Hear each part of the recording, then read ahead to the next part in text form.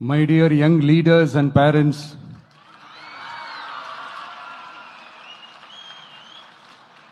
என் நெஞ்சில் குடியிருக்கும் உங்க எல்லாருக்கும் என்னுடைய வணக்கம் வணக்கம் வணக்கம் வணக்கம். Yes, young leaders and parents எல்லாரும் எப்படி இருக்கீங்க?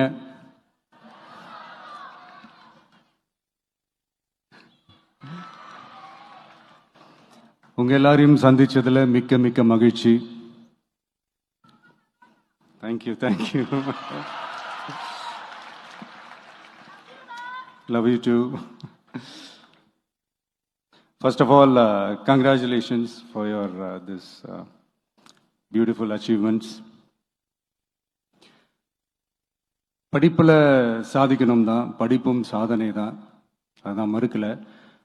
பட் அதுக்காக பர்டிகுலராக ஒரே ஒரு படிப்பில் மட்டும் நம்ம அச்சீவ் பண்ணியே ஆகணும் அப்படின்னு நினைக்கிறது ஒன்றும் சாதனை கிடையாது. ஒரே விஷயத்தை பற்றி திரும்ப திரும்ப யோசிச்சு உங்கள் ஆங்ஸைட்டியை ஏற்றிக்காதீங்க. அவ்வளோ ஸ்ட்ரெஸ்ஃபுல் ஆக வேண்டிய அவசியம்லாம் ஒன்றுமே கிடையாது. இது நான் ஏன் சொல்கிறேன்னா, நீட்டு மட்டும் தான் உலகமா?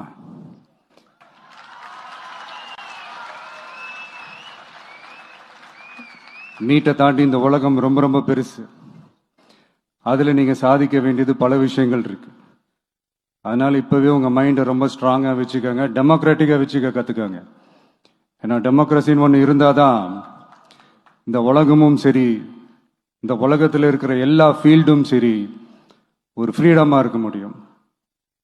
அது மட்டும் இல்ல, ஒரு முறையான ஒரு டெமோக்ரஸி இருந்தாலே போதும், எல்லாருக்கும் எல்லாமும் ஈக்குவலா கிடைக்கும். அதனுடைய ஃபர்ஸ்ட் ஸ்டெப்பா உங்க வீட்டில் இருக்கிற எல்லாருக்கிட்டையும் சொல்லுங்க, அவங்களுடைய ஜனநாயக கடமையை ஒழுங்கா செய்ய சொல்லுங்க.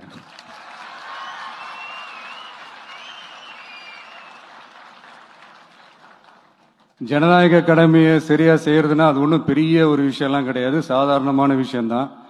நல்லவங்க, நம்பிக்கையானவங்க, இது வரைக்கும் ஊழலே செய்யாதவங்க யாருன்னு பார்த்து தேர்ந்தெடுக்க சொல்லுங்க. அவ்வளவுதான், as simple as that. அதுதான் அந்த கடமை.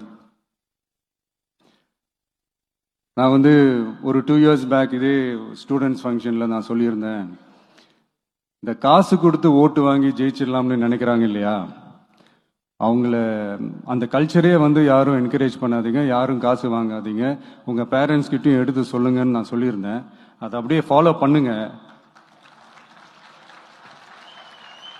ஆனால் நீங்கள் வேணா பாருங்க, அடுத்த வருஷம் என்ன நடக்க போகுதுன்னு. வண்டி வண்டியா கொண்டாந்து கொட்ட போறாங்க. அது அத்தனையும் உங்ககிட்ட இருந்து கொள்ளையடிச்ச பணம் தான். என்ன பண்ண போறீங்க? என்ன பண்ணணும்னு உங்களுக்கு கரெக்டா தெரியும். அது நான் சொல்லிதான் புரிய வைக்கணும்னு ஒன்றும் அவசியம் இல்லை. அண்ட் மை டியர் பேரண்ட்ஸ், உங்ககிட்ட ஒரு சின்ன ரிக்வெஸ்ட். உங்க குழந்தைங்களோட விஷயத்துல எதுவும் ஃபோர்ஸ் பண்ணாதீங்க, ப்ரெஷர் போடாதீங்க, எதுவும் இம்போஸ் பண்ணாதீங்க. ஃபர்ஸ்ட் ஆஃப் ஆல் அவங்களுக்கு என்ன பிடிச்சிருக்குன்றதை தெரிஞ்சுக்கிட்டு அதுக்கு ஏற்ற மாதிரி வழி நடத்துங்க. நான் டெஃபினட்டா சொல்றேன், எத்தனை தடைகள் வந்தாலும் அவங்கவுங்களுக்கு பிடிச்ச விஷயத்துல, அவங்கவுங்களுக்கு பிடிச்ச துறையில அவங்க கண்டிப்பா சாதிச்சு காட்டுவாங்க.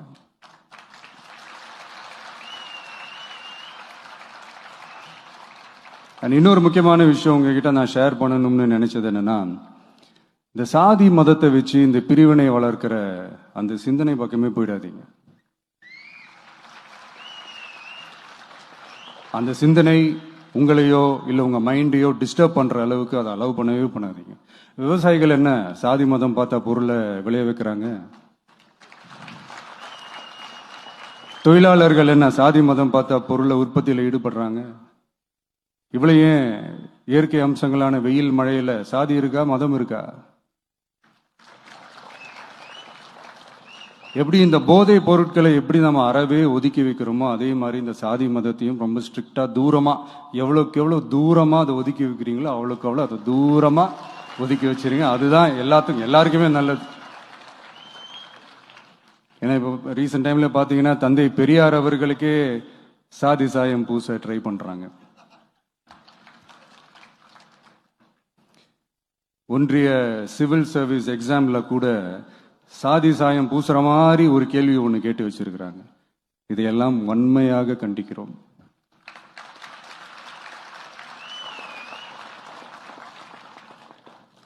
இந்த உலகத்தில் எது சரி எது தவறு அப்படின்றத அனலைஸ் பண்ணி பார்த்தாலே போதும்.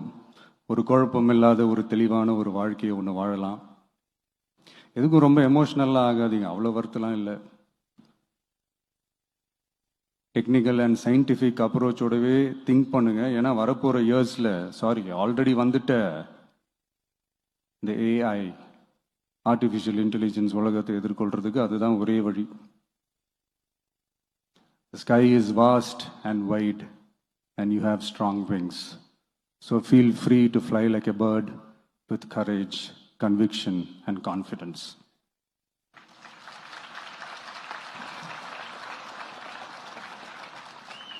எவ்வளவோ பண்ணிட்டோம், இதை பண்ண மாட்டோமா? எவ்வளவோ பார்த்துட்டோம், இதை பார்க்க மாட்டோமா அப்படின்ற அந்த பாசிட்டிவ் நோட்டோடவே டிராவல் பண்ணுங்க. கான்ஃபிடண்டா இருங்க, நல்லதே நடக்கும், வெற்றி நிச்சயம். மீண்டும் சந்திக்கும் வரை நன்றி, வணக்கம். நான் அடுத்த செட் ஆஃப் ஸ்டூடெண்ட்ஸ் கூட நான் நெக்ஸ்ட் வீக் போல் நான் மீட் பண்ணுறேன். ஸோ அவங்களுக்கும் சேர்த்து இன்றைக்கி நான் பேசினதாகவே இருக்கட்டும். ஏன்னா ஒவ்வொரு வாட்டியும் இந்த மாதிரி நான் அட்வைஸ் பண்ணிட்டு இருந்தேன்னா நல்லா இருக்காது, உங்களுக்கும் போர் அடிச்சிடும். So thank you. எல்லோரும் வாங்க, மீட் பண்ணுவோம்.